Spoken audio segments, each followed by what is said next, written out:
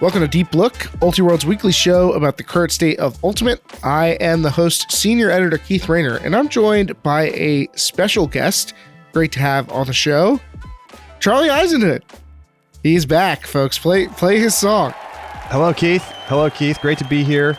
Well, first time, long time. Yes, I am back off paternity leave and glad to be here. Start of the new year, exciting upcoming year in Ultimate. We got World Juniors this year. We got an awesome college season coming up. We've got the World Championships for the first time since 2016 in Australia in September. It's going to be a great year of Ultimate. And the first year of, I guess, we'll see probably the full on, like the execution of the strategic plans from WIFTIF and USA Ultimate. So like, I feel like this is an important year in Ultimate. Big pivot year. I feel like this is the first for the organizations. This is like, we're out of the pandemic. We are beginning a new phase of like who we are as organizations. I think for players that probably came more in 2023.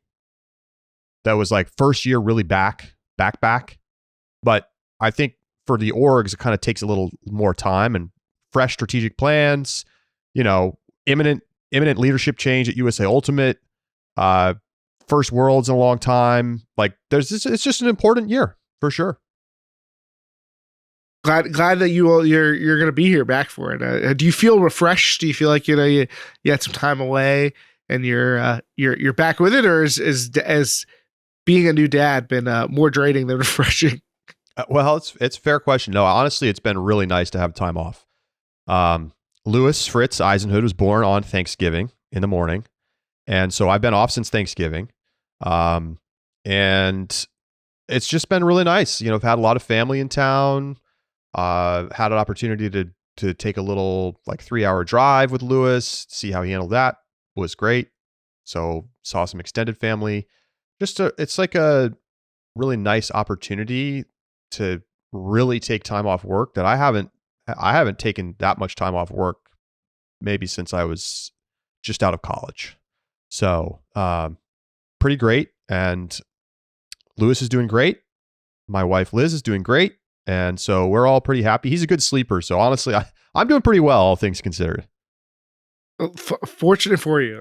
That's the big one. Everybody asks about it. How's he sleeping? How are you sleeping? And literally, he slept for the longest stretch that he's ever slept last night. He went to sleep at around 11:45 and did not wake up until like 6. That's beautiful. That's beautiful. Beautiful. My toddler woke up at 5 a.m. this morning for some reason, and then fought me for a half hour about going back to bed. And then as soon as I gave up, I was like, you know what, dude, I'm done. I'm gonna walk away. I'm gonna go get mom, and we'll talk about what we're gonna do. He fell right asleep as soon as I just said. I was like, I'm leaving. He goes, are you gonna stay? And I said no, and I closed the door, and then he fell asleep. That's beautiful. Next time you just have to leave instantly. Yeah, sometimes you just gotta walk away from the situation. Just be like, all right, I'll see you in a little bit. You got this, and let it happen. And for our sub bonus, we're going Lewis and Miles are going to start taking over out the back, right? Yeah. We're only maybe 6 months away from them just taking over the whole show. This is the transition. Another big 2024 change. Well, we got a fun one today, Keith. I feel like I get to come back and just do a great fun episode right away. 2024 bold predictions. Lindsay Soo, our editor, will join us. And we did this last year. We didn't do great, but you're not supposed to do too great when they're bold predictions. I think this is our third. I think this is now like an annual tradition, really. It's hard to thread the needle with bold predictions because if you go too crazy, it's not happening. There's no chance. But if you don't go crazy enough, it's boring and it's not bold. So you got to find the balance. And I think we've got some good ones this year. Yeah, it's a hard process to like really sit down and think about some really good ones, but I think we came up with some interesting stuff. And we will get at least one. Like I will get at least one, I think. Of all these 15, 16, 14, whatever we ended up with, I think we'll get one. at least. What's the has the college season started? Is it officially started?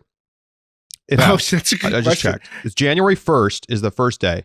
So happy college season, Keith. I still don't understand why, but I guess it can't hurt, right? I said this last year, but I'll throw it out there again in case somebody's interested. Just two random close together teams that want a little promotion, like just go schedule a game right now. Like go play the first game of the college season. Just make that your annual thing. People will pay attention to that. It would be cool to be like, oh, we always play the first game. The first pull of the college season is us. I completely agree. Why not? It's not that hard to sanction one game like that.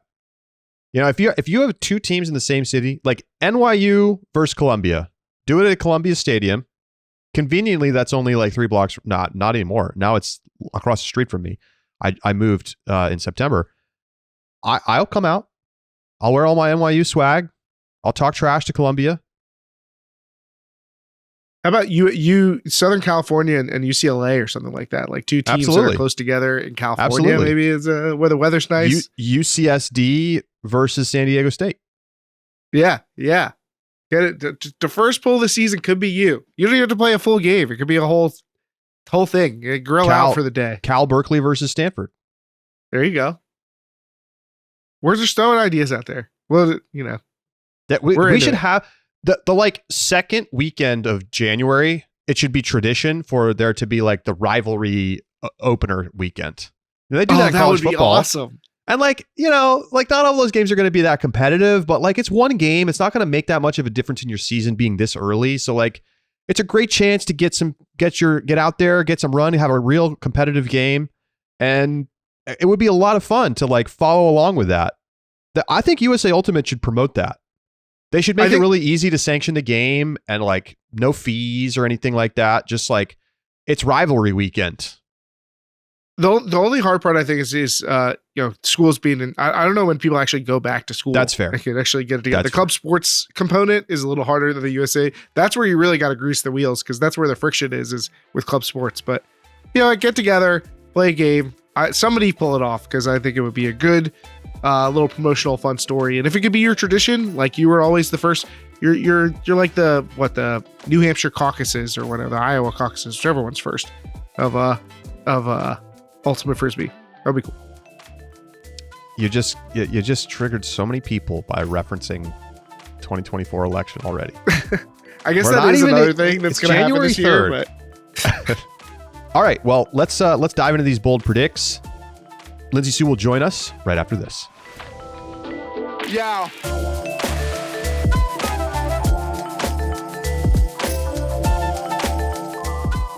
Welcome back to Deep Look as we welcome in Lindsay Soo, our producer extraordinaire and yearly predictions maker here on the show. Sue, what's going on? Not too much. Glad to be back. Two episodes in a row. A new record for me. So glad to be here. Glad to be making bold takes that almost never come true. Well, let's quickly take a look at our 2023 predictions from the beginning of last year. Mostly we got them wrong, but I think that's the right thing to have happen when you make bold predictions. You know, if you get them all right, you weren't bold enough. Where do we feel like we got some wins here, folks? Keith, what do you think? Well, there's a lot of partial credit, I feel like, on the board. If we were just grading your answers not in a yes/no fashion, not binary, then I think there'd be some points to be picked up, but a lot fewer when we get down to just like this really happened. I got one with top 25 D1 Metro East team at the end of the year. Doesn't seem very bold now. I feel like after the year that we saw, turned out the Metro East was good enough to put two teams in the top 25. But y'all let me get away with it last time. So I think at the time it was pretty unheard of to finish the year with the top 25 Metro East team because most of the time they made nationals and got crushed every year. So we broke the streak in that sense. The other ones, it's a little iffy. Charlie and I both had ones that connected plans wise, like there's plans for these things to happen. So I said that the other discs finally break through the Ultrastar wall, that we wouldn't just have Ultrastars as the only disc in the world. Hey, what do you know? The AUDL is looking at a new disc. You're seeing, I think, the Aria pop up more frequently. I don't know if I'd give myself credit for this. Like, I feel like Breakthrough feels like you're starting to see some traction. And I feel like we're still a step away from it, but I can also see getting credit for it. I'm giving you credit because to have a major organization like the AUDL acquire its own disc brand, to me, that is a breakthrough. That is a substantial change from anything we've ever seen before in like 30 years of Ultrastar dominance. Yeah, I'm still, for those of you who listened to the last show, I'm still hoping that I want the home field disc. Everybody has a slightly different modified version of the disc, just slightly within the parameters, so we can get the home field disc. That'll really kick it off. Sue came close. You came close, Sue. You had 2 silver medalists from the same school. Well, there were double gold and there were double bronze in UNC and Vermont, respectively, but no double silver. Yeah, they bookended. Should have just gone with the double. I don't know what I was thinking. I still feel like that in spirit kind of came true, but it didn't quite hit exactly. I also had 2 others that were close, but didn't quite come true. I had that Rhino misses quarters. RDU gave him a good run, but couldn't knock him out. And then I also had Seattle wins the WL undefeated, and they did lose a game in the regular season, even though they won their back-to-back title. So I was close in a couple areas, but it did not come true. I had a lot of mistakes, but I did say that the USAU and the pro leagues would connect more in 2023. It's a little questionable whether that would count towards 2023, but the USAU strategic plan specifically says that they're going to work more with the pro leagues, and that did come out in 2023. So I'm going to give myself at least partial credit. I missed Henrying unanimous player of the year by 1 vote, which is kind of what we thought would happen.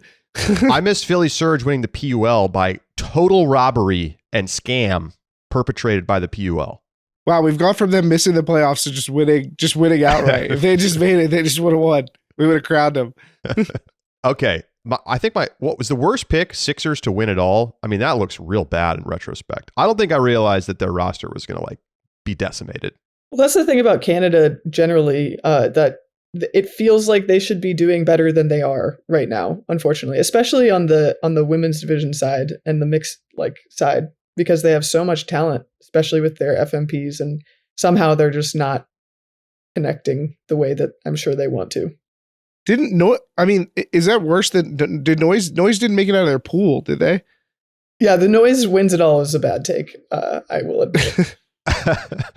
Well, you can shovel some dirt on me. I said it would be the last season for the Mechanics, and there's no end in sight.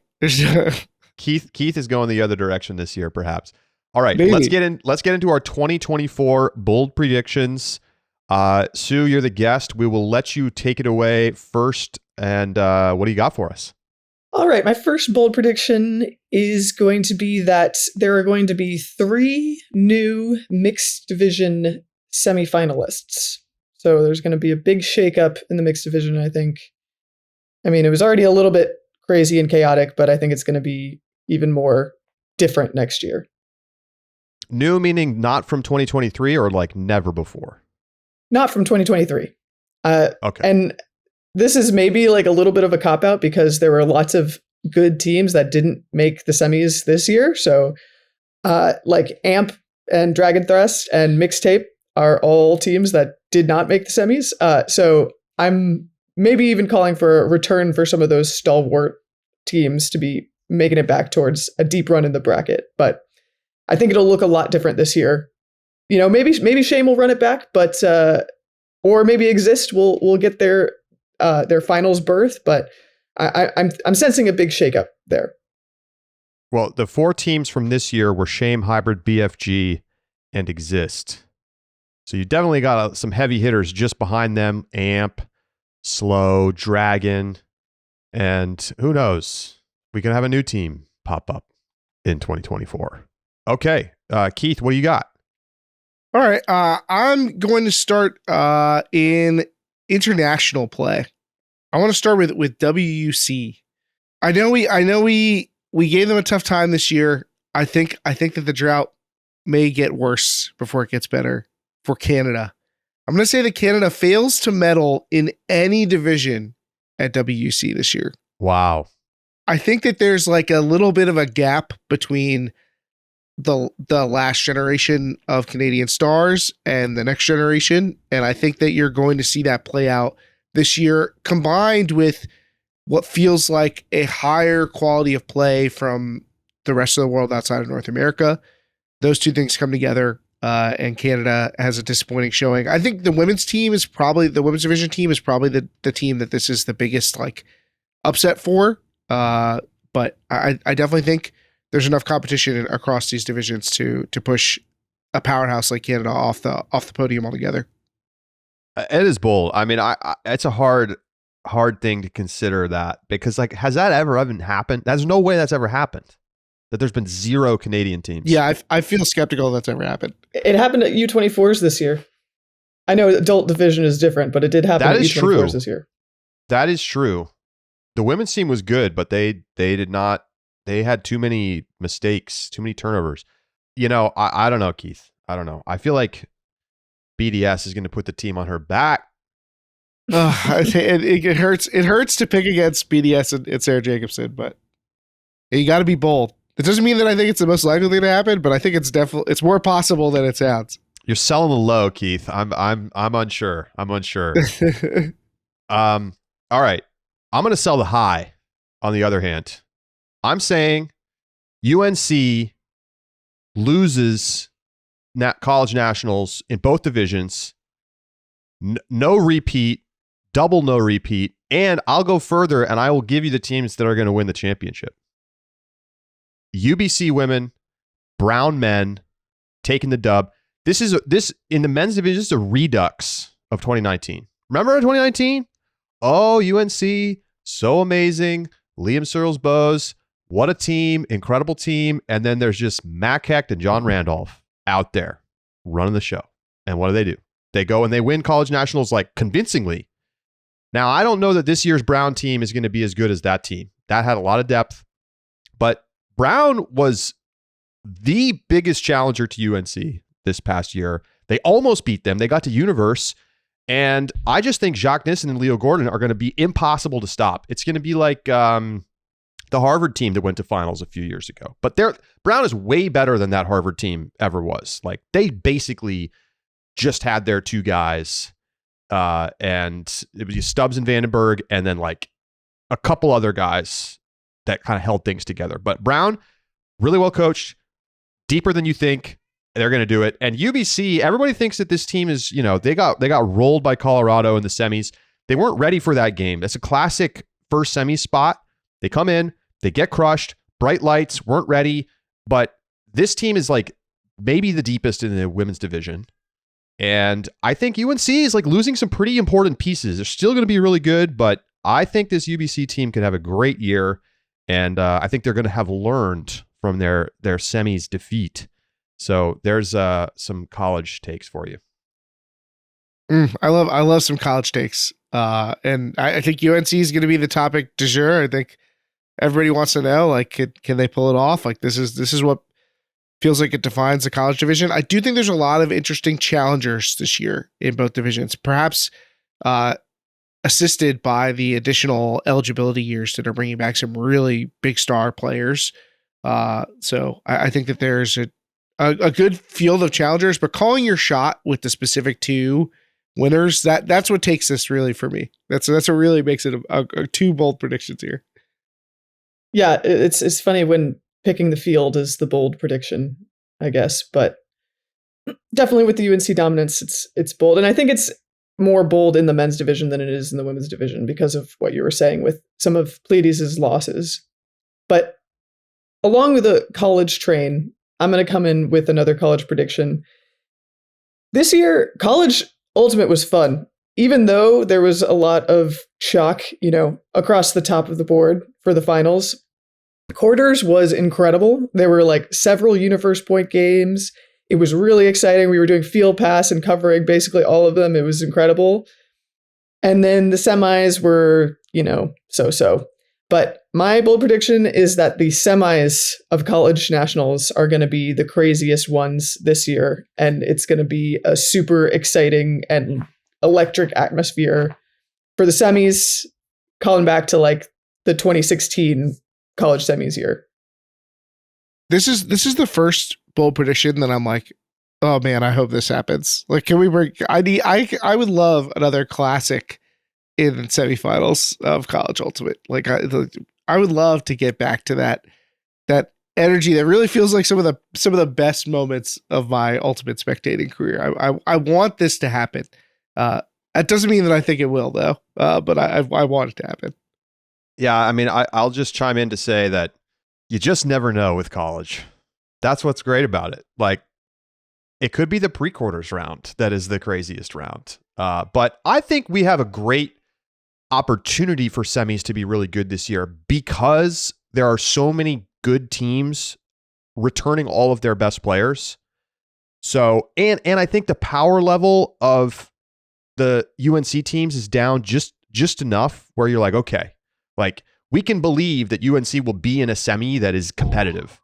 And then you also have like all these other teams that are returning all the stars. And that's the recipe for greatness in semis, because you just have like these high power matchups, and you're not going to I don't see us getting like some random team in semis that doesn't belong there.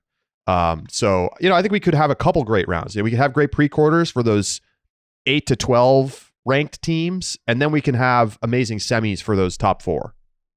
Am I up? No, Keith's up. Yeah, I mean, I want to stick in college. I got a couple of college picks, so I'll pick from one of those. I mean, I guess this means I'm on the other side of the UNC coin from you two. But how about this one? This is college and club. I've got UNC stars Don Colton and Ben Dameron on the podium. Is that bold? No, not really. But wait, folks. It's not just the college podium, but both make the college and club podium. Both podiums. So they are both, and I'm not talking team success. I'm talking player of the year, the POTY EM. I don't think this has happened twice maybe in Ultiworld history. It is very infrequent, maybe just once actually. This is a rarity for it to happen twice in the same year with two players from the same school like that. I feel like this is extremely bold. It is bold on the club side. I'm not sure it's bold at all on the college side. Like, it would be a shock but doing upset. the double. Oh no, for sure. But I mean, that means that they have to pull it off in club. And did Dawn make first team this year in club? Yeah. No, I think she was second team. Yeah, she just missed. So she was like a borderline first teamer. So she was like 8th or 9th in the total rankings. And Ben Dameron was a first teamer. Where did he finish? Right. He was 6th, I think. Okay, so the step up. The problem is that it's not just about their individual performance in club. It's also about the team's performance. And I think that's where you really run into a challenge. It's a lot to ask for two players who are still in college. Very bold. I think the only person who's done this is Jack Verzu. The double podium? Mickle didn't do it? Let's see. Mickle's big year was what, 2014 when he won the title. College no, title. we didn't have podium then. In club. Oh, he would have. Technicality. Good stuff. I like it. All right, I'm going real bold. Is this the boldest take yet? You two will decide. For the first time in history, San Francisco Fury isn't going to make semis. They're stunned into silence. I could say that I had to pause to see if this show was going to like burst into flames. Like if we were all going down for speaking such evils. Wow, that's pretty bold. I mean, first time in history. I say first time in history. To be fair, I didn't go back to like 98 or whatever. I don't know when the team was founded. Let's say the first time since they won a title or something. Like, you get the point. Okay, so I just checked. Fury was founded in 1997. In their first 2 years of existence as a team, they did not make nationals. In their third year of existence, they won nationals. The only other time that they have missed semis was in 2004 when they tied for 7th. But then the next year they started their 7-year streak of winning nationals and haven't missed semis since. So yes, I would say that's a pretty bold prediction, Charlie. All right, so I'll revise. For the first time in 20 years, Fury will miss semis. They lost to Baco 14-13 in 2004 in quarters. So close. Sue's going crazy in the background. Yeah. Sue's got the Baco hype going. Let me expand on my take slightly here. Okay, I know this is bold, and the thing is, Fury's roster is getting older. Their best players are above 30 years old. And it is hard to maintain your level when that is the case. They do have some good young talent. Dina Elimelech, probably chief among that group. But it doesn't feel like they have that next generation of like tremendous talent. Now, knowing Fury, they will like pick up 3 incredible players this offseason and just destroy my pick and win the title. But I think we might be in for like a little bit of a rebuild period right now. You know, I just think that Father Time is undefeated, folks. If this were a traditional program that like built players up in that way, maybe I could buy that. But they just recruit new talent. This is bold, and I can't go here with this. The institutional knowledge is too good. I mean, we had a pretty disappointing quarters round, which to me is like an anti-challengers statement about the women's division in club. So yeah, I appreciate the boldness though. I see where you're going for, but I can't agree. There's a lot of good teams in the women's division. There's a lot of good teams. It's getting harder to make semis, like significantly. There's now like 6 or even up to 8 like legitimately quality teams that can win against a program like Fury. And there used to be like 2 or 0. Well, I'm going to take it in a little different direction, change it up a little bit. I think my bold prediction is that we are going to get a celebrity that is not Bill Nye going to a Gridlock or Empire game. And it's just going to they're going to put it on their Instagram story and people are going to go crazy and they're going to be flooded with crowds for the entire season. Wow. I mean, if you go to a Knicks game or a Liberty game, they like part of what they do is put celebrities up on the big screen because there are literally always celebrities at the game. It's like one of the best like it's better than the basketball game sometimes to be like, who's here tonight? Empire Gridlock, you know, it's going to be a reach, but maybe somebody knows somebody. I mean, we know who the most famous person involved is, and you know, if they have friends. I just watched MK PhD on Sesame Street with my kid the other day. Like, he's on Sesame Street. Wow, he's on a Sesame Street special that like is focused on YouTube creators. Are you serious? That is crazy. I'm not kidding. Look at my Twitter. There's a picture of it and everything. I mean, to be MK PhDs, I just was seeing something where he's interviewed Kobe Bryant, Bill Gates, Barack Obama. Like, MK PhD's connected. All that said, though, I don't see how this happens really in reality. Like, I don't see that what's changing enough to get somebody to come out. I also would be concerned about this happening because Ultimate people are so thirsty.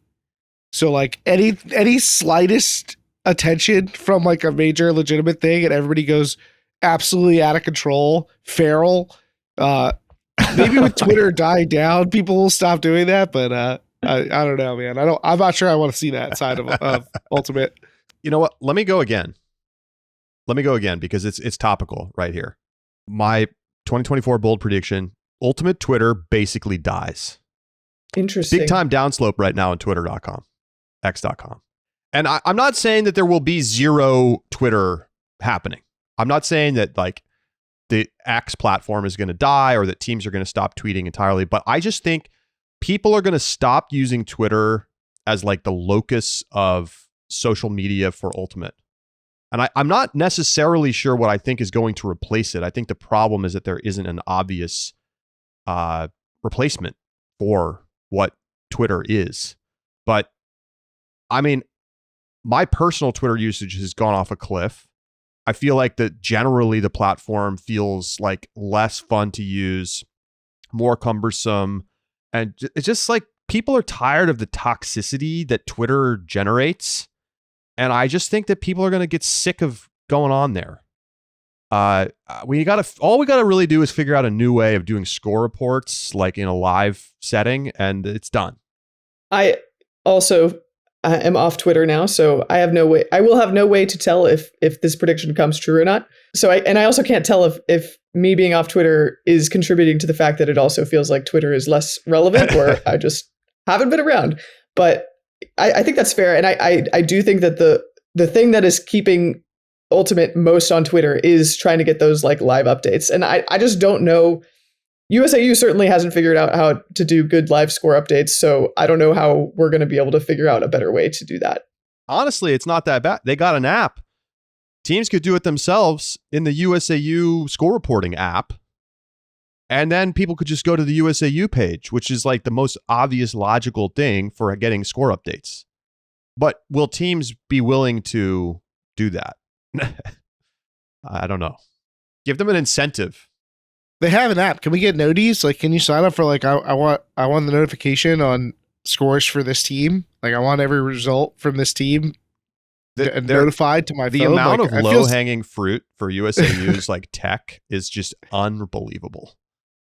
I will say I have nothing really to add here. Like, I just agree. Like I think Twitter feels it once felt like the central point of following Ultimate. Like, you needed to be on Twitter to follow Ultimate. It just feels so much less of a necessity now, but there also is no replacement. So I think we're just going to a place where it feels like we need something and we don't have it anymore. So I think that there's a fair chance that this comes to pass. Maybe for the better, I don't know, but I hope somebody, maybe us, maybe somebody else, comes up with a reasonable replacement. Who's next? I think that puts me up next. I think what I'm going to go with next. I said some bad stuff about Canada, so let me say some good stuff. I'm going to say that both UBC women's and men's make it to the bracket at nationals this year. Whoa! I'm running with another parlay. I love me a good parlay.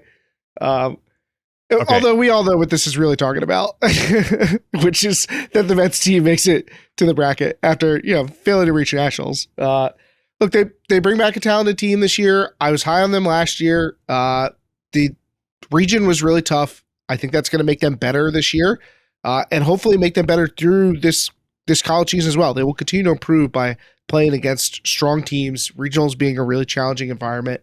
But there's enough chaos there to open the door for them. Where's Washington going to be at? What other challengers are we going to see? We've seen Utah State, Oregon State pop up. I think Oregon's kind of a given in the region.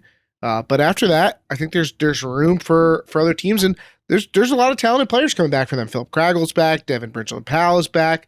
Bryn McCall was their hype freshman last year. He's back. Justin Pondar's back. So I think there's plenty here to work with for a team that's going to have a lot more experience. So I'm saying that not only are they good enough to get through, but they'll have the talent once at nationals to make it to the bracket. Man, this is bold. Does pre-quarters count as the bracket, Keith? It sure. What? yes. What? Okay. Is it a pool play game? Is it a consolation game? It's a bracket game. It's a play into the bracket, Keith. Oh. Look, for a team that couldn't even get out of its region to then be going to the bracket, that's bold. That's bold.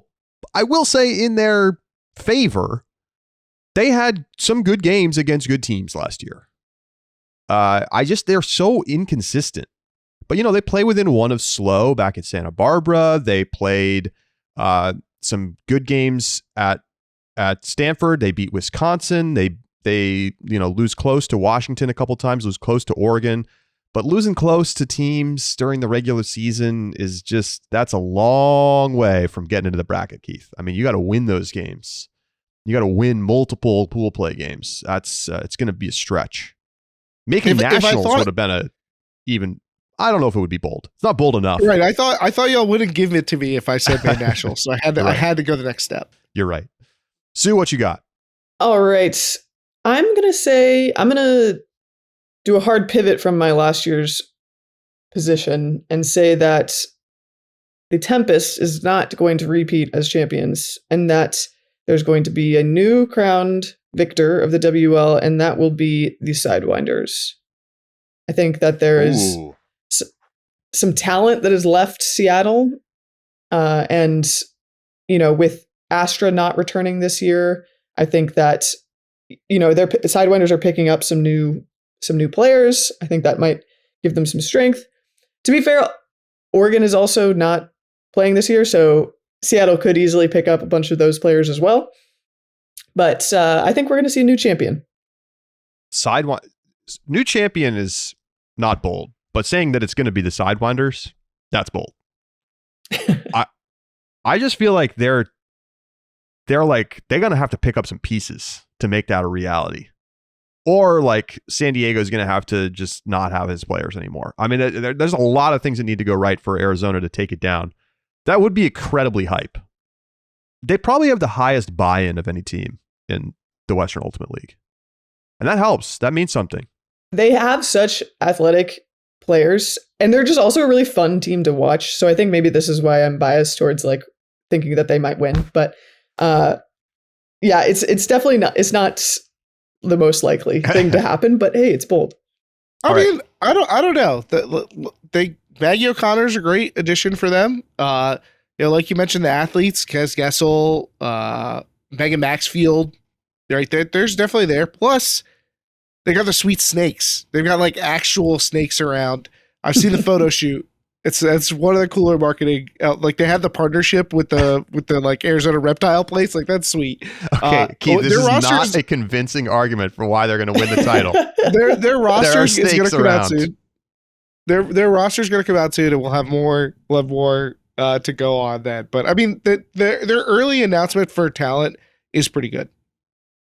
They have a high amount of swag. I don't know. Utah might have more, but they're right there. I'll stay in the Western Ultimate League landscape. I feel like I might be a little early on this, but it wouldn't be bold enough if I waited past this year. PUL and Western Ultimate League merger. It's not going to happen before the season starts, but I think it happens by the end of the year.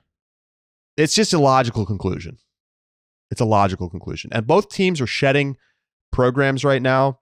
You got teams dropping out. You're going to need to have the network of like teams that are still committed. And like, where are you going to be as these two leagues going into 2025? Like, unless this is like some kind of banner year, the next step is to merge. So I'm calling it. I haven't been on the PUL board in a couple of years, so I don't know the inner workings, but this seems, I think you're too early on this. I could see some overlap happening this year and maybe an announcement of some sort of overlap, but that's bold. I agree with you though, that it makes sense. It's like a natural conclusion to, where we have been. Yeah. And they have a West and East conference right now. Like you just combine and then you do combined playoffs and then that's it. And then hopefully you can make it work. You need the scale. Yeah, the challenge is definitely logistical. Like I think the interest is there. Like the fans want that, and there's obviously like both leagues have different things going on from like rule set standpoints, and how the leagues are managed. Who takes kind of ownership of this concept. I was thinking about a similar pick when I was thinking about my bowl predictions, but I ended up landing where Sue did, which is I think what I would predict is that they're gonna announce some sort of showcase tournament, or maybe something more formal, like an all-star game or a post-championship match where the two champions play each other, a showcase game, raising money for the leagues. Like I could see some of those being announced, not executed this year, but announced for 2025. But a full merger plan just seems. I agree that you're ahead of the track here, but I get why after next year, it might feel too late, right? Like not next year, 2024 is now. After 2024, it might feel like that's too obvious. It's going to feel too late because it's going to have already happened. Okay, I've got another too early pick. but I'm going to say it anyways, is that, we've seen the international stars on the FMP side come to the USAU Club Series. I think that we're going to start to see more international men's stars coming to the USAU Club Series. This was a really good year for open players who maybe weren't as well known, at the very least in North America. Definitely in Europe, people knew about them. But you got Dan Demarais, you got Elliot Bonet, and Mooncatchers was doing very well this year. I think that eventually it's just a natural thing that they're going to want to come to the US and be able to play in even more highly competitive tournaments. And definitely US teams are going to see the value of those international stars and want them to come over. But a lot of those stars that I just mentioned are very young. So I think that is why it's a bit of a too early pick. I can see it. Honestly, I can see it. I think it would be great for the USA club division to have it feels like it's slowly becoming clearly the best league, I mean, I guess it already was, but when you're also getting all of the best players from around the world to play in the league, it starts to feel like, okay, this is really where the best competition is happening. And not that every single great, European and Australian player is coming over to play in the US, but certainly the trend has been in that direction. So I like this. I also think I actually disagree with your idea that you're too early. I think that we're in a sweet spot where the club scene in the US is still the best place to play, and by a pretty sizable margin. But the talent level of top young players, not only is it just, we have good players in other countries, but some of these players are young enough, because that, I think, enables you to come to the US. You don't have a family. You maybe don't have some full-time job tying you down. You don't have a bunch of financial commitments in the same way. So you can afford to just be like, you know what? I'm 25. I could just take a part-time job, or I could do this thing while I'm traveling, or I could do it through school or whatever. There are opportunities there that I think it can be harder to do that when you're 28, 29, in the throes of your career. I think it can be a little more challenging logistically to make that change. And we're getting out into a world where you're more able to work remotely. So maybe that'll open up too. I think there's a couple of different things that can enable this to happen and not be too early, but in fact be benefited by the fact that your young players are able to enact this changeover. I don't think it's a coincidence that we were seeing it from a lot of younger players already. So the call outs is out for you, Elliot Bonet. The call that's been thrown. All right, Keith, what you got? I'm not exactly sure. I have a couple of ideas, and I'm not sure which one I want to go to, but I think you're right, Charlie, that I'm gonna have to go the opposite of what I did last year. This is what Soo did for the WL. I missed on last year's pick, so I'm gonna flip and go the other way. I think that's what I'm gonna do here. I called for the final curtain call of the Detroit Mechanics last year, and now I'm calling a curtain call on the streak. I'm all hyped up on the Detroit Pistons breaking the streak when people were thinking the game. There were bets out there for them to lose 40 in a row. But after one of the worst performance of any North American men's professional sports team, basically in history, they won a game. And I think that the Mechanics are going to feed off that energy. Look, I went back through. I did some of the data crawl. They've been getting closer for each of the past 3 years. They lost a game by 1 last year. They could have won last year. This conversation could be moot, right? They had some 3-point losses, some 5-point losses. It used to be that they were just getting dogged every game, and their close games would be by 6 goals or whatever. They're getting closer. I think that's probably because the Central has taken some steps back. What's going to make Pittsburgh or Madison that much better this year? I don't know. You tell me what's making them better this year. Detroit's got this Davenport thing going on nearby. Maybe that adds a little bit of influx of talent, some more attention. Maybe there's more buy-in.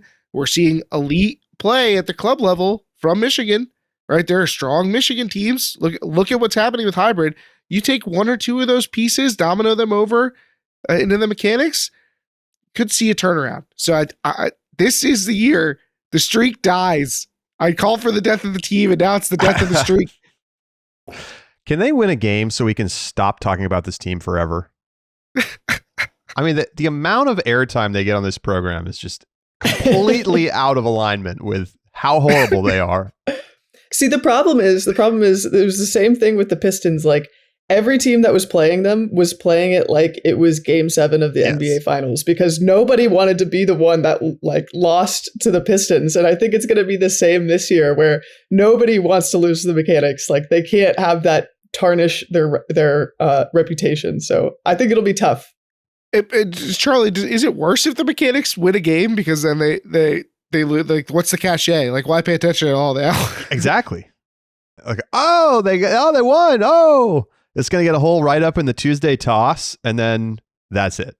We're done. Yeah, dark cloud lifted. There's value in that.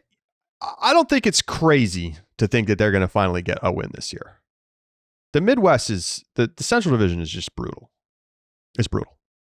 So like, they're going to get those chances. Their home games when the away team sends the skeleton crew, they've come close in those games. But I'm not sure what it's going to take. Also, some windy ones. Yeah, that can help. Yeah, this is not exactly a bold prediction as much as just like I would like to see this, but I would like to see an Ultimate Apparel company make a turf cleat. I think there's been a lot of injuries. There are always a lot of injuries, but one of the things that you see in research is that injuries happen more often on turf, and so turf cleats can be safer and better for athletes. And so it would be nice to have an ultimate specific option for that. Keep it in the family, keep it in the ultimate community. Yeah, I think so. Let me ask you: when you play on turf in a tournament, do you wear your regular cleats or do you switch to turfs? No, I switched to turf cleats. Yeah. I don't know what the actual data is. I think that it's not totally clear, and anybody can get injured at any time and during the conditions. But yeah, it makes me feel better to be in turf cleats because slipping is better than sticking, and you're way more likely to stick on turf. And specifically my turf cleats are like a little bit stickier than some others. So I'd like to see some variety, some options. What do we got out there? What works the best? Yeah, it's interesting because most turf cleats that are designed today are built for soccer players. I mean, I feel like that's probably true for most cleats in general, but just you don't need a lot of the things that they put into soccer cleats for Ultimate. And you do need a bunch of other things that they don't have in soccer cleats. So it would make logical sense. I just don't know how big the market is. I feel like if you marketed it correctly and like you convince people that they needed to have two sets of cleats, you've got a little business going there. Charlie, is there an official disc golf performance shoe, like footwear? That's a great question. There is a company that makes a disc golf shoe. It is not widely adopted, but I would say it's a similar situation to Ultimate, where people are choosing lots of kinds of footwear, and it's not as specialized as Ultimate, where everybody wears a cleat, of some kind. Some people like a lacrosse cleat, some people like a football cleat, some people have an Ultimate cleat. In disc golf, a lot of people wear like trail running type shoes, but then you have people like, including like top level professionals, who just wear like Nike Freeze and like have zero stability and are fine with that. So it's surprisingly not the focus of players that much. And I wonder if that will change. Are we doing locks this year? We did locks last year. Charlie was the only one to get credit for his lock. Although both Sue and I were incredibly close on our locks. I think in theory we were supposed to do some sort of punishment for that, but I don't know if we're actually going to follow through on that. Are we doing locks this year for this year's predictions? Do people feel like they got a lock? I do not feel confident enough in any of my picks to lock down any of them. Can I lock any of these? Yeah, these are all pretty bold. Lock UNC loses both divisions. I'm not going to lock my winner picks, but I'm going to lock that. All good things come to an end. We got it. Yeah, if you're locking that down, we gotta think. You want to punish me if I'm wrong? Is that what's going on here? Yeah. Sorry, I'm biased. No. I will. That's fair. If you feel confident, then you go for it. I will wear full UNC swag on the podcast. I will purchase and wear. Love it. That's great.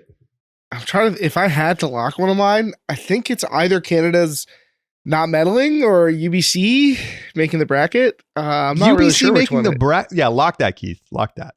I think I'm gonna go with Canada no meddling. I mean, Wow. which one of mine do you think is the most likely to happen? I don't know. My most likely, I think, is 3 new semifinalists in the mixed division. I agree. What's the last year we did this? What's the craziest the least likely to happen thing that we predicted? I think by definition, it's UBC and Brown winning for me. Oh, to me, it's the turf cleat thing. No, I feel like there's no chance. I almost said if this happens, I will buy your pair, Sue. I will spy you the pair because there's no chance. Great. We had a wish list item sneak into the bold predictions. Keith, I feel like yours is UBC. I mean, come on. It's a long way for UBC to go from being like 5th at regionals to being in the bracket. You hear this, T-Birds? You hear this? You got haters. I look forward to seeing this in the end of year reel after y'all make it. This audio right here. Love it. All right. Well, hey, Sue, thanks for coming on. A lot of fun. We'll see if we can do better. Well, I think our total score between all of our 15 picks last year is 2.5 or something. So let's see if we can outdo that. Sounds good. Thanks for having me on, y'all. All right. Lindsay Soo with us here on Deep Look. We'll be right back.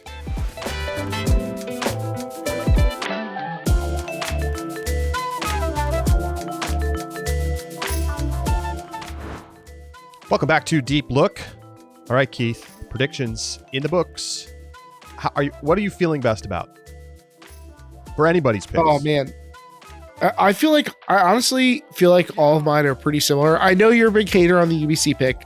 I feel like I locked the Canada pick, but even that one I don't feel that much better about than I do the other ones. I think I have a pretty similar range for all of mine, so I can't say there's one aside that I feel the best about except for the Canada one. I guess I'm putting that up above the others as my lock, but it's about the best I can do. Well, I'm looking forward to discussing the subscriber bold predictions in our sub bonus segment out the back. And so with any level of Ulti World subscription, it's a great time to sign up, get ready for the college season. You get access to our subscriber bonus picks. And if you get a standard subscription or above, you also get access to live video throughout the college season. We've got a huge slate of video coming your way. So great time to get in. And hey, we got Santa Barbara Invite coming up in less than a month. And that will kick off our live streaming coverage of the 2024 college season. But coming up today, out the back, subscriber bold predicts.